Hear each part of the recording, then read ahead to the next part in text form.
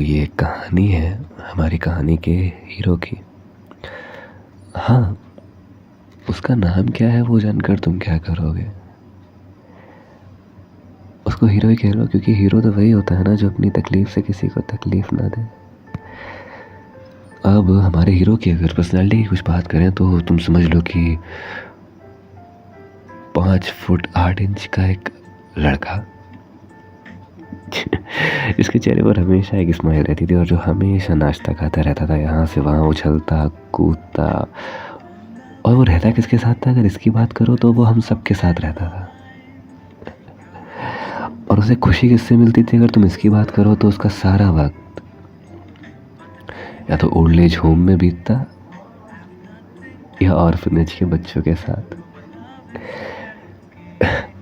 उसके पास जितने भी पैसे होते ना, वो मोस्टली इन्हीं लोगों में खर्च किया करता था।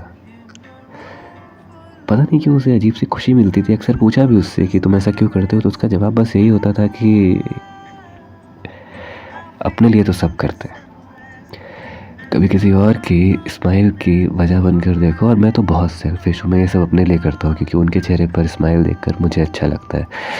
और जो काम हम अपने लिए करते हैं वो तो सेल्फिश होता है, तो मैं हुआ ना सेल्फिश। इससे ज़्यादा वो कुछ नहीं कहता। हाँ, हम सब जब भी तकलीफ में होते तो वो खड़ा हमारे लिए हमेशा रहता था। खुश बहुत रहता था, लेकिन अक्सर उसकी आंखों को देखकर लगता था कि वो बहुत कुछ कहना चाहती हैं, पर कभी कुछ कहता नहीं था। उसके बारे में ज़्यादा कुछ किसी को पता नहीं था। फिर एक दिन मैंने देखा कि हमारा हीरो, जिसकी स्माइल कभी जाती नहीं थी, वो स्माइल एकदम से गायब हो गई। वो शांत सा रहने लगा, उदास सा, और उसके चेहरे पर एक अजीब सा गुस्सा रहता था। वो कभी किसी से कुछ कहता नहीं था, चुप रहता था, गुमसुम रहता था, लेकिन शांत शांत सा रहता था। एक बार वो बैठा हुआ था शांत अकेला भीड़ में। मैं गुजरा उसके पास से, तो मैंने उसको पूछा कि क्या हो गया तुझे? तो उसने बोला कुछ नहीं, मैं तो बहुत बढ़िया हूँ। तो मैंने बोला हुआ क्या? कह रहा यार मैं तो बहुत बढ़िया हूँ ना, हैंडसम इज ऑलवेज, मुझे क्या हो सकता है? तो मैंने उसको बोला कि ज़िंदगी ठीक तो चल रही है ना तेरी? तो कहता है कि ज़िंदगी का क्या है यार, ज़िंदगी बड़ी होनी चाहिए, लंबी नहीं। को समझ भी नहीं आया उसका ये जवाब मुझे, और मैं भी वहाँ से चला गया। लेकिन उस दिन के बाद से वो बदल गया था, अकेला अकेला से रहने लगा। जितने भी लोगों से बात करता था उनसे भी बात करना छोड़ दिया, चुप रहता था, शांत रहता था। जिसे कभी गुस्सा नहीं आता था वो लोगों को डांटने लगा था, गुस्सा करने लगा था, फ्रस्ट्रेटेड हो जाता था, इरिटेट हो जाता था। ऐसे करते करते वक्त बीत गया। 1 महीना, 2 महीना, 3, 4, 5, 6, 7, 8 महीने, करीब करीब 1 साल बाद पता चला कि वो हॉस्पिटल में है। हॉस्पिटल में है ये सुनकर मैं चौंका भी, क्योंकि उसने कभी किसी से कुछ कहा नहीं था कि उसे कोई तकलीफ है। पर मैं हॉस्पिटल पहुंचा,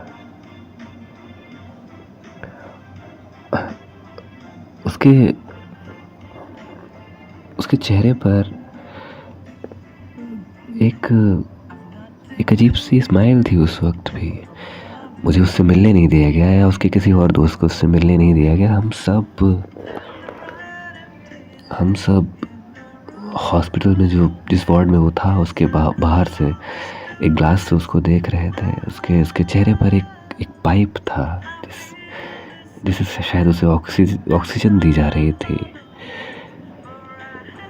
एंड हमें कुछ समझ में नहीं आया, मुझे और मेरे साथ जो बाकी लोग थे, कि उसे हुआ क्या है, क्योंकि उसने कभी किसी को कुछ नहीं कहा था।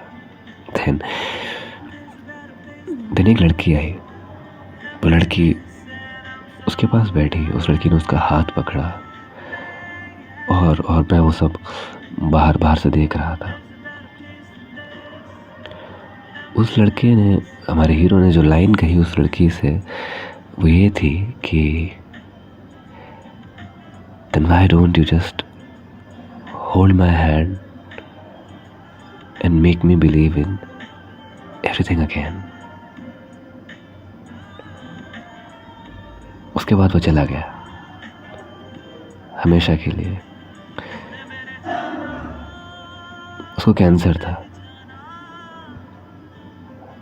लास्ट स्टेज, इसका पता उसने हम में से किसी को भी नहीं चलने दिया. जब वो गया ना तो रोने वाले बहुत थे. वो ओल्ड एज होम के लोग, वो ऑर्फनेज के बच्चे और हम सब, क्योंकि वो हम सब की जान था. लेकिन ये सोच के डर मुझे इसलिए लगता है कि हमें बुखार भी होता है तो पैनिक कर जाते हैं, और वो कितना कुछ सह रहा था. उसने किसी को कुछ पता नहीं चलने दिया. और जो महीनों बाद मैंने उसके मुंह से पहली और आखिरी लाइन सुनी थी वो थी उस लड़की को कि then why don't you just hold my hand and make me believe in everything again. Then why don't you just hold my hand